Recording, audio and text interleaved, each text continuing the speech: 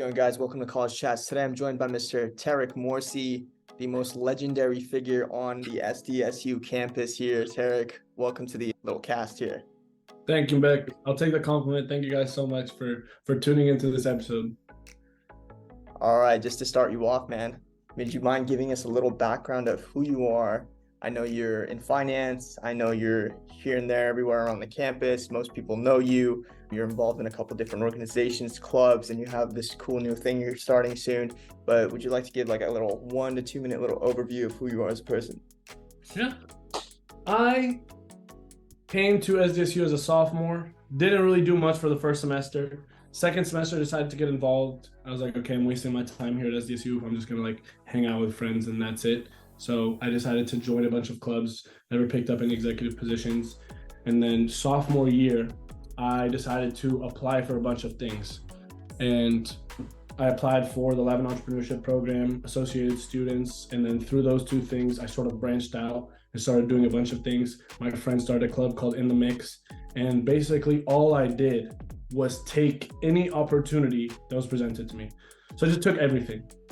You know, it really was nothing strategic. I just decided to take everything that I was interested in and become a part of it and take up some leadership position and just challenge myself.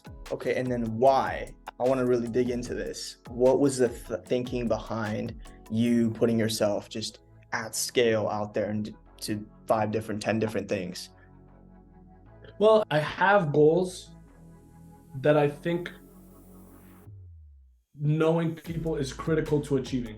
So if I have a goal that I need to know a lot of people for, I have to be involved. But outside of that, I think it's important to challenge yourself and to meet new people and to understand different types of people and to know how to deal with different types of interactions. And that's exactly what all these different involvements gave me. You know, being able to adapt to different types of people and different types of interactions and understanding the school, understanding the community, understanding different clubs, different cultures, you know, because someone from FIS that's in Greek life is going to be completely different from someone in FIS that's only involved in cultural groups. So, you know, places like FIS, which is something you were integral as a part of last semester, that is a place where there's a diversity of students, different types of students. But yeah, I mean, you did mention how, you know, talking to a bunch of different people from all different, you know, backgrounds, skill sets, kind of character traits is pretty important. I mean, I know you yourself are a great communicator. I feel like you're one of the probably the best communicators I've ever met. So, I mean, how did you kind of build up that skill set? I feel like you're really great at talking to people and you're great at giving enthusiasm. You and Kellen too, which I do want to bring on too. Talk to Kellen about you two are really good at communicating. So like, give us the breakdown. How did you develop the skill? Well, I got distracted by the texts, and there was something in that last answer that relates to this answer. So you were talking about communication and like enthusiasm. Basically, I actually am genuinely interested in people, you know? Like meeting you, I was genuinely interested. You know, Beck is this guy that comes out, he knows all these finance people, he doesn't stutter, he doesn't mumble, he speaks about finance, he knows exactly what he's talking about. It's like we're talking on 2 different wavelengths. The first time I came to FIS, I was like, in shock, in a good and bad way. Like I was like, okay, I can learn a lot here, but I also don't know shit as of now, you know? So I actually am genuinely interested in people, and I'm interested in people because I go to places where the people are interesting.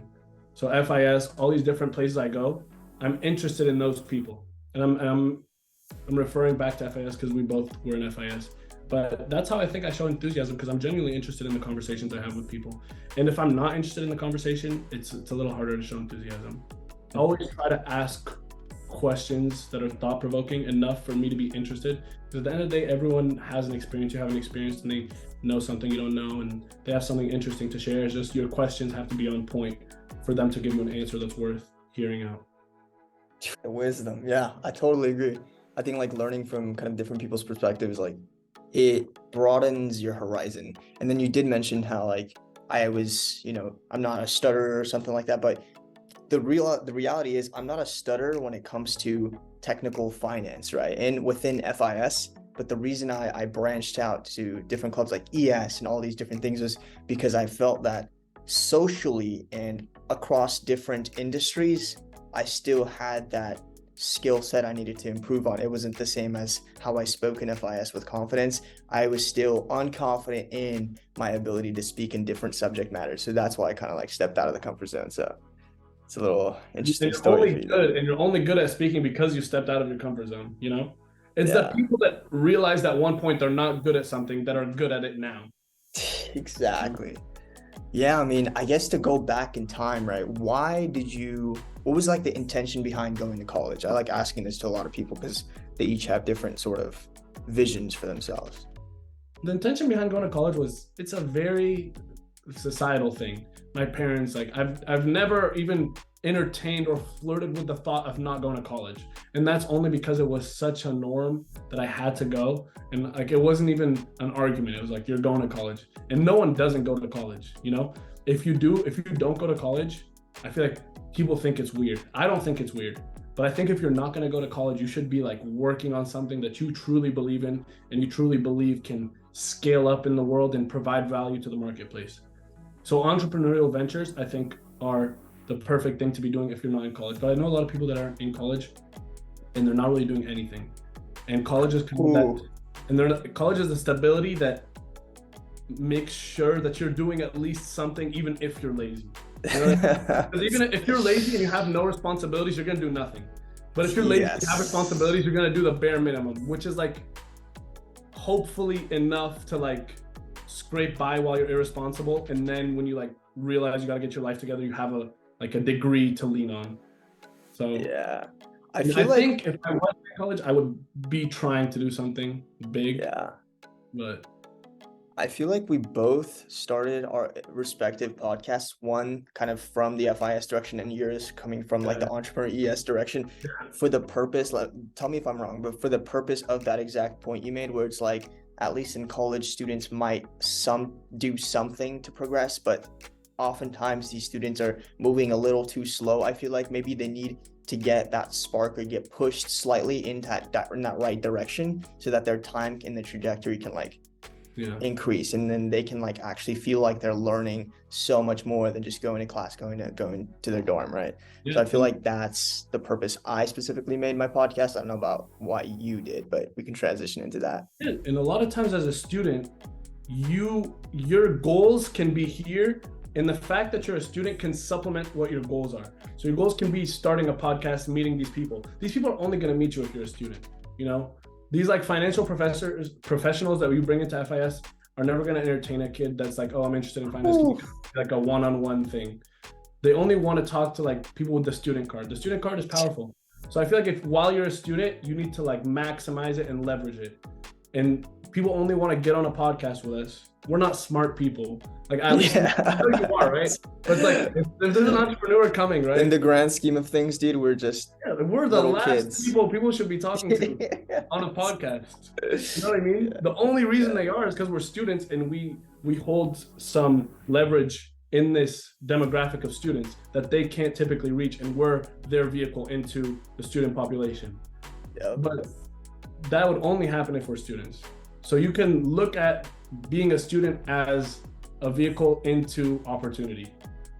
Yeah, I totally agree. I mean, the one thing that I believe is like, as soon as you enter college, step one should literally be to just start talking to like people that are older than you and out in the business world or whatever professional world that you want to sort of get into or understand. Like talk to 100 people and suck in the first 50 to 75, stutter a billion times, and then the last 25 you're going to be seasoned. You know what I'm saying? I feel like that's like super strong. And I don't know how many maybe freshmen, sophomores, early college students, how many of them do actually do that? I feel like if they did, I feel like you sort of did that, no? Yeah, you're given the benefit of the doubt as a student. Like you're allowed to fail. But you should be failing a shit ton of times in college. So you get out there and people are relying on you to make them money, or their like profits are going to go down and they have equity invested in your company or whatever it is, right? Yep. You can't fail then, because then there's huge repercussions. The risk of failing now is nothing. But at the end of the day, you're doing the same thing. You're like pitching something to someone, you're selling something to someone. You can fail as much as you want here. So I feel like once you get every failure is closer to like a success. So you just got to fail like a million times, like you said. And then the last 25, 30 will be the ones where you're successful. And you should be seasoned after college because you like got all the bullshit out during college. But people don't think that. People think like college is like the time to just scrape by and then they'll worry about the real world. Yeah, they almost should worry about college. Yeah, they almost treat college in a similar way that they experienced high school almost, where it's another 4 years of structure and it's a defined path, it's a stepping stone. They're like, okay, I just have to take these classes, rack up the units, get this degree, this mystical degree thing that's going to make me a superhuman power where automatically I will get a job, but that's just not the case. I feel like as soon as you start freshman year, you should be already working to get a job or career lined up. But that's just my take, in my opinion. Yeah, and I wish I started freshman year. Mm-hmm. And I know a lot of freshmen that are starting now. You're working with a guy named Ollie. Yeah. Dude, that guy's a freshman, self-starter, real estate license already. Like, he's grinding. I wish I was like that. So people like that, like by senior year, they're ready. They're fit. Yeah. And I don't mean ready as in they know all the answers. They're ready to like start. You know, to be ready to even start. Mm-hmm. Yeah. Now, kind of like working back, dude, we did talk a little bit about your involvement already, but what do you think about sort of the mix between your classes, what you're doing now, and then any other side project you're working on, such as the podcast, such as the AS thing we're going to talk about? Like, what does the day in the life of Tarek Morsy look like? I look at the composition of my day is classes and clubs, essentially, like interaction in classes. I can just outright say like I value clubs above classes. Like personally, I know that when I'm there, I'm developing. Versus classes, it's like, okay, I'm memorizing something. I don't know if it's gonna stick with me or not. Hopefully it does. You know, a lot of the times it doesn't. But for classes, I think that's what school was proposed to be for. But at the end of the day, like we said, you got to like leverage opportunities on campus in order to be successful and like build yourself. So like I did my classes freshman and sophomore year. I don't remember developing that much. Like I don't remember my brain expanding and me understanding reality more and me understanding life more and me understanding interactions more. I just remember that I learned like something about oceanography and like the way like the turtles migrate, you know, and I don't remember anymore. The way turtles migrate. You know, what do you mean? This is important stuff. It's very important, you know? But then I go to clubs and I remember the first time I met this guy. I remember the first time I met Beck. I remember the first time like I learned that like, damn, I should be on my shit. I should like study finance myself on my own. I remember all those things. So I think clubs were more valuable to me. And also for the club thing, if you want to start something or lead something, if you want to be executive on something, if you want to propose an idea, if you want to introduce an initiative, you have to be able to get people on your side. It's not a one-man journey because no one can do anything by themselves. You have to be able to inspire people, inspire their confidence, make them want to work on something, make them want to work on the same thing you're working on and work as a team to propel something forward. And that's like a skill that you never learn. That's a skill that you can only get through experience. There's no class called inspiring people. You know, you have to be able to know how to do that. Half a unit worth. Especially if you want to do something fulfilling. Because if you want to do something fulfilling, to me at least, it's starting like some entrepreneurial venture, some products, agency, something that I think provides value to the marketplace. And if I want to do that, I have to be able to get people on my side to believe in what I'm telling them I want to do. And then they have to believe in it enough to want to do it with me. And if I can't get them to want to do it with me, I can know all the finance in the world and I still won't make anything. And I can know all the accounting in the world and I still can't know anything or can't do anything. Yeah, I mean, we talked a little bit about, you know, the class being something that you memorize stuff in and how a lot of the major high value skills that you've developed and that you think other students also develop are through the external clubs, projects, and hobbies, ventures, whatever they start. What do you think if you were to rework how classes are conducted, how school is conducted, what would the school need to do in order to be better, in order to include those things in the actual sort of structure that, you know, everybody tells you to go to school, how do we make school something that people would want to go to? More discussion based, I think, because talking is purely thinking out loud. You have your thoughts before you go to sleep. They're all scattered. They're not actually comprehensive or coherent. But when you speak, you have to like form them in a sentence. And when you form them in a sentence, these pieces start falling together and you realize something that you didn't know before you said it, you know? And then writing's like an even greater version of that. When you write something, don't you like sometimes when you're writing an essay, you come up with something, you're like, damn, that's actually a great point. I had no idea, right? Yo, how do you like think of this stuff?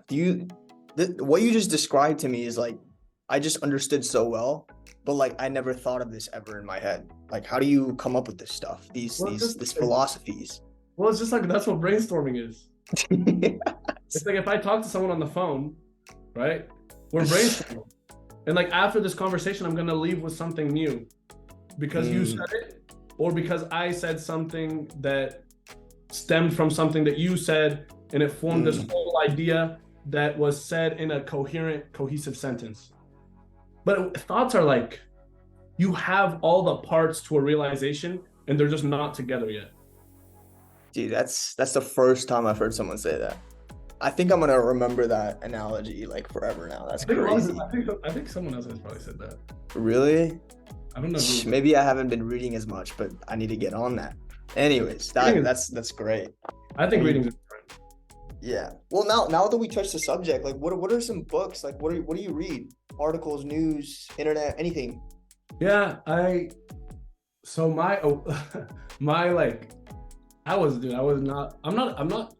I'm sorry, my texts keep going off. I don't know how to mute this. But I'm not like very naturally smart or anything. I'm not very smart right now either. I just realized I'm interested in certain things. And like I actually like listening to podcasts and I like reading certain books. And this sort of happened. I was just like purely focused from 5 years old till like the end of high school on soccer. Like, oh, I'm gonna be a professional soccer player. And then sophomore, junior year hits, you're like, dude, I should be playing in like Spain right now if I was gonna go professional, not on my high school team, you know? Then you start to realize, and then COVID hit me, and I was like, what do I do? What do I do right now? So then I started listening to podcasts, and I live in this suburban area with cows, grass, mud, like farmland, trails, hikes, and I would just go out in my headphones, take my dog came halfway through COVID, but now I think about always every time I walk, I take my dog. So I just take my dog 4-hour walks, like just with my headphones on. And during all those podcasts, they cite a bunch of books, right? Because they say things and then it's all fact-based. And they're like, okay, well, this is where I got that fact, so that the viewer knows that they're competent and that they have a credibility. So then I would just go find all those books that they would talk about and I'd try to read them. I didn't read all of them, definitely not. But reading is something that comes hard to me. So I try to read. I try to like force myself to sit down sometimes. And I think a great habit is to read before you go to sleep. Your brain digests it while you're sleeping. And if the last thing you see is like a TikTok of some like buff dude lifting weights and with like a meme music in the background, it's like, that's not great for your brain, bro. Yeah, that's interesting. Yeah, you gotta digest it while you sleep. Wow. I mean, it's interesting you brought up the podcast thing, because I was never a big podcast type of fella. In fact, I rarely listen to music too. And it feels like my head is like this very silent space. But it may or may not be a good or bad thing. I'm not sure if it's a good thing or a bad thing, because sometimes it helps me focus on things and sometimes it just feels too quiet. But I have been trying to listen to a couple of podcasts here and there, more so relating to like business space, venture capital, just like entrepreneurship. If you've heard of like Y Combinator, that's sort of the stuff that I've listened to. But again, super valuable stuff on my end. I feel like it's inspired. You know, those times, I don't know if when you were a kid, like middle school or maybe elementary school, you know, when you had to like read these like fictional hero books, right? Like, I don't know if you know, like Harry Potter, like Percy Jackson, Kane Chronicles, those series. Have you ever heard of those? Yeah. Those are the only books that I've ever like fully invested to. I was 5 books, read that in 3 days.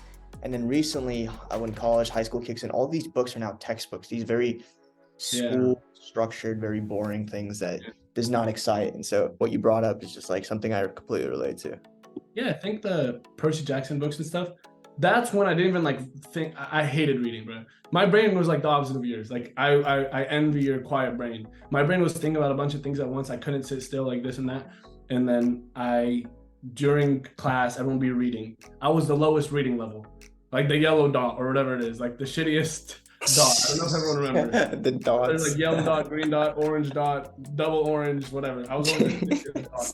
And it's just because I would never read, you know? And then my teacher would take me outside and she would make me read the books, and I would just like stumble on the sentences, and like I couldn't read very well just because my brain wasn't acclimated to it. And then the only reason I read is because I realize it's important. If I want to be able to like express my ideas, I'm doing it out of like assignment and necessity. It's not because like I actually love reading or anything. But I think what makes life harder is if you always like, if I were to tell myself like, dude, I'm gonna read this book about like private equity. Yeah. Right? Like a 500-page book about private equity. Like, right before I go to sleep, you know? It'd be very hard to convince myself to do that. But if I'm reading a book about like, I'm reading this book called The Brothers Karamazov. It's just a novel, you know? Yeah. But there's still value in it. And like podcasts that are hard to listen to, not hard, but like school style. Yeah, dense. I feel like you got to take notes, and you know, like every sentence is full of value. There's no like jokes in there. That's what it makes it harder for me to listen to. Feels like you have to submit a test afterwards. Yeah, dude, I feel like damn, I'm in class again. Like that's it, I understand. Like it's hard to get yourself to want to do that. I do those podcasts like maybe like 30% of the time. But the other times it's like, dude, I'm just listening to some dude that traveled to Thailand and did some skydiving thing with his wife. You know, some weird thing. Stuff like that. Yeah, I mean, I want to kind of backtrack now. We did talk about your involvement, and I did mention how you have this amazing thing you started. I believe you launched it this week. Yesterday. It's part of the Associated Students. Yep. I'm just gonna let you take the wheel here. I know you have huge things planned, Tarek. So, what are you trying to do here? Okay, so there is SDSU as an entity, as a school, and there is something within SDSU. It works as an auxiliary, which means it works with SDSU and supplements SDSU, but it is to a degree separate from SDSU. It's called Associated Students. So it's Associated Student Government. And it's a $36 million company. And I was roped into it last year without knowing too much. And like I said, last year, I just took all opportunities. I decided to take everything because everything could provide value. I'm not the wisest man in the world. I actually don't know shit. So I should take everything. You know, I should learn from everyone, hear from everyone, do everything, because everything can provide value for me. I'm still growing and I don't need to specialize yet. I can be general. So that's why I decided to take on this position called Student at Large, which is just like a representative in the student government. I help people out with what they need. I'm just like a glue that holds everything together. I'm like a communicator between the executive board and the other representatives, stuff like that. It's really not an intensive position unless I wanted to make it an intensive position. So I became student at large. I decided to make it extremely intensive. There's 2 student at larges, but I didn't really work with him that much. We worked together like every week we'd meet up, but I just decided to go to all these different committees. So I went to Financial Affairs Committee, and then I ran, and then there was an election in Financial Affairs Committee for a vacant seat, which was the vice chair of Financial Affairs Committee, which is the committee that manages all the $36 million that SDSU runs. So then I won that. So then I became the vice chair of Financial Affairs Committee, and I oversaw with the chair and the director of finance the $36 million budget, the different companies that AS owns, facilities. So AS owns 6 different facilities. They all come in, they all have a spring budget and then a fall re-budget. Like, oh, we need a extra $100,000 for this. We underestimated our budget, and we'd either approve, deny, whatever. And we'd vote with the whole committee. Student organizations come in and we say if the amount requested is worthy of the money or not. So FIS, I would see them on the fucking agenda every single week. FIS is requesting $200 for a guest speaker. Like FIS maximized it. They used it. And my whole thing was, I keep seeing the same clubs requesting money. It's amazing. I want to see those clubs requesting money because this money is for students. And no other clubs were requesting besides like the same group. So I made it my mission to go spread the word about that. I actually came into FIS and gave a speech about people that I remember. Financial Affairs Committee, and that it's great experience, put on your resume, help the school out, all this. And so I wanted more clubs to know about it. I went around telling a bunch of clubs about it, and there's a bunch of different committees in AS. There's marketing communications, there's Aztec Student Union Board, which is like event planning. So I went to all the relevant clubs and organizations and told them about the resources that they had available to them at AS. So I went to the American Marketing Association on campus, which is a big club, amazing club. I know the president, she's great. And so I told them about coming to marketing communications. So they would come to marketing, and then new members came from American Marketing Association and did real work at a $36 million company that exists here on campus in the student union. Like, it's real hands-on work that you can put on your resume. And I realized then that professional development is probably the most important thing you can offer a student, because you need these skills for life. You're only gonna be here for 4 years or 8 years or 3 years. Yep. But you're gonna be an alumni for life. You need to be prepared for life. You need skills for life, right? You're a SDSU alumni for life. You're a student for 4 years. And so I did that. And then I remember the first day I was student at large, which is the day I got sworn in, which is like literally like last year, 365 days ago, or a little less. And then I saw the president get sworn in. So I saw the president get sworn in. He was like, "Oh, I agree. Like, I'll be the president." I don't know how exactly they did it. And then, like, I want to be that.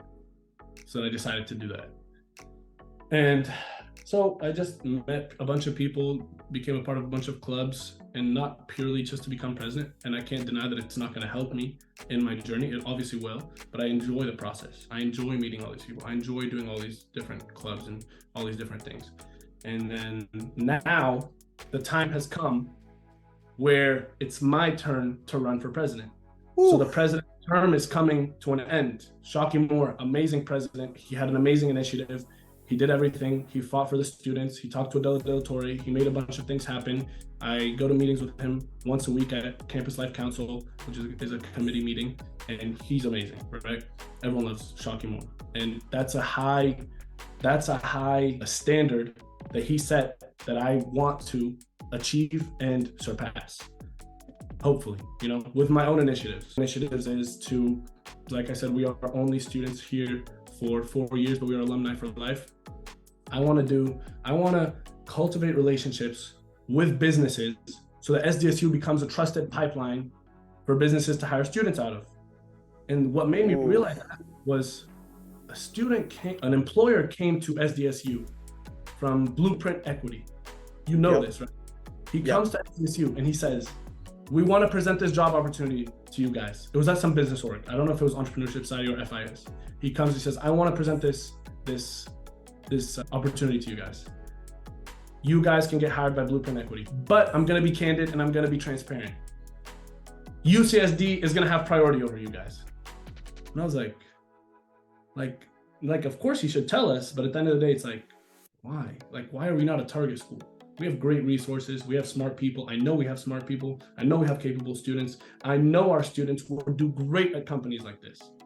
Why don't they trust us, right? Because we don't have a relationship. Because they haven't experienced certain interns and realized that interns from SDSU are quality interns. I want to make sure that people get in there and show what SDSU is made of, and show the SDSU spirit, and show that an SDSU student can make an impact in whatever industry they're in. A lot of majors are underrepresented too. Engineering, I know their job fairs, I've heard so many complaints about their job fairs and that they're not specialized for different niches, and they're only really for certain niches within the engineering departments. So I've heard all these complaints, I've talked to all these students, I know all these things, and those are big initiatives for me. I built a team that I believe can get the job done in terms of business development, opportunities outside the classroom, inclusion, diversity, making sure that the campus feels like a campus, not like a bunch of clubs within a school, right? I want Greek Life to collaborate with different business orgs, to collaborate with different cultural orgs, to collaborate with different gender organizations, there's women in business, and I want them to collaborate with also resource centers. I want everyone to know everyone. And the way to do that is to create this mixing pot. And I have people that are specialized in doing that. So those are my initiatives. Mental health, all those things are my initiatives. And right now I feel like I have a team that's capable of creating an environment on campus that feels like a family. Yep. When you get out, you have what you need to succeed, and you have what you need to make SDSU look like a prestigious school. I want to increase the ranking of SDSU, and the way to do that is to implement business programs all across the board, meet business owners all across the board, give them students, and then their quota for the amount of students that they hire from SDSU goes up, because now they trust us, right? Now SDSU is ranked higher. Now SDSU has more credibility.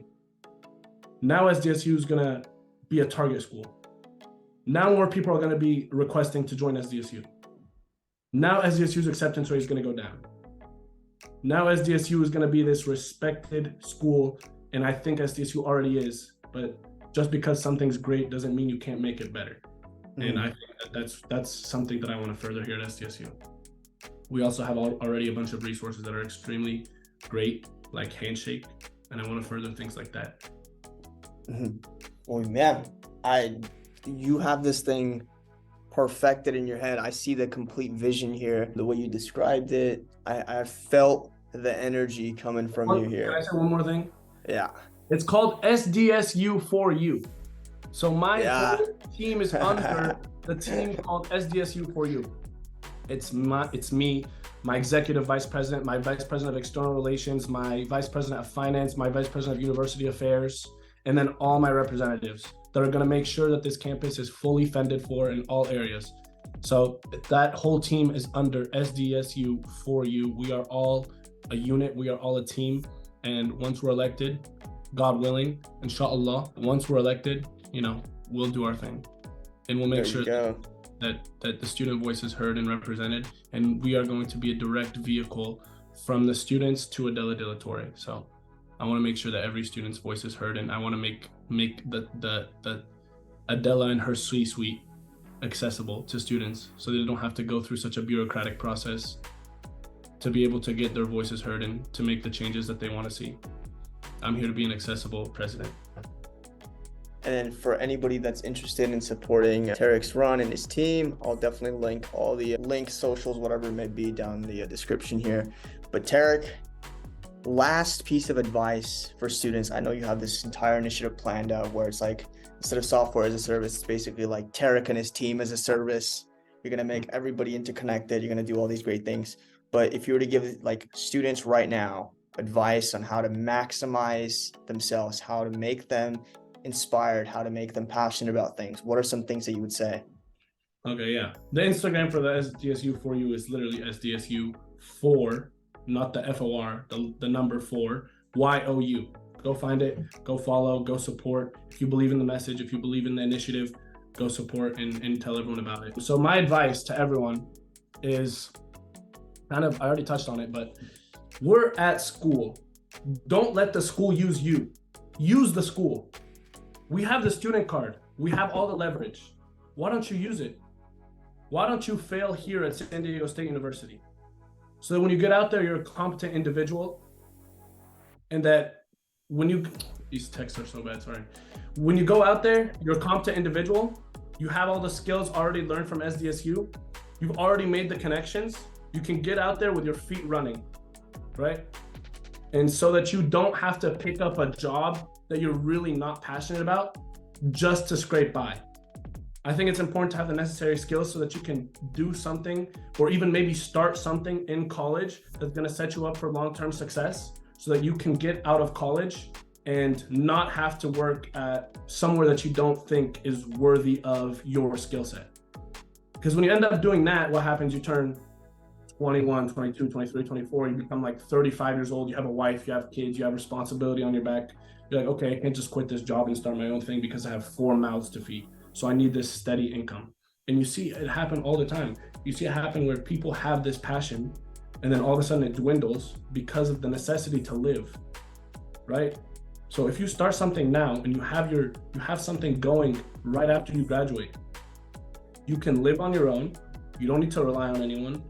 You don't need to take certain things, because people take certain things that they might not want to do purely for the sake of money. And if you have some sort of stability already, you can pick and choose what you want to do. And then that way you're doing something that you're actually interested in, because you already do have some sense of stability. So I would say build some sort of stability. This is how I'm like approaching my graduation. Have some sense of stability right after you graduate. Find somewhere to live in a little shitty house, like eating canned tuna every day. Not, you know what I mean? Like barely scraping by, because you need to go through that. This gives me Dave Ramsey vibes. Right? You gotta do that. And then you are forced to work hard because you live in this shitty situation, and then you get out of the situation because your situation was shitty. If you don't have a shitty situation, you're not gonna, no matter how badly you want something, if you come home to like a beautiful bed and like home cooked meals, you're not gonna work that hard. You have to literally be living in the depths of the shittiest thing ever. And I don't know, I got off track with that, but I'm just saying, self-sufficient after college, and then figure out what you like, work really hard towards it, fail during college, try to figure out what you like during college, so that when you're out there in the real world, you're not scrambling to find something. And interests change all the time, but you know, I don't think having an interest for something for 2-3 years is a bad thing. You know, people can have interests and lose them. I've had a lot of interest and lost them, but I still value the fact that I was interested in those things and did do those things. So everything can translate, you know. So find something you like, do it in college, be self-sufficient when you make it out of college, and I think try to find something fulfilling, you know. Don't try to do something out of necessity, you know. And the only way to do something fulfilling is if you have the option to and the flexibility to. And if the only way you have the flexibility to is if you have some stability. Try to create that. In this conversation, I did realize that sort of the story, our backgrounds, they're a lot different, and it might be completely different for other people as well. But the overarching mission and the way we see the journey, we're on basically similar wavelengths here, Tarek. So that's a great way to conclude. Great tips, great conversation, Tarek. Best of luck on SDSU. Food, bro. We gotta get food. What's up? We gotta get food, bro. We will. We gotta record an off-camera podcast. We gotta do an off-camera podcast, bro. Unrecorded off-camera podcast. There you go. We don't talk about it. All right, I'm gonna do a quick little outro. Thank you for watching. If you want to see more of this stuff with Mr. Tarek Morsy and other amazing people, continue to watch the podcast and maybe subscribe.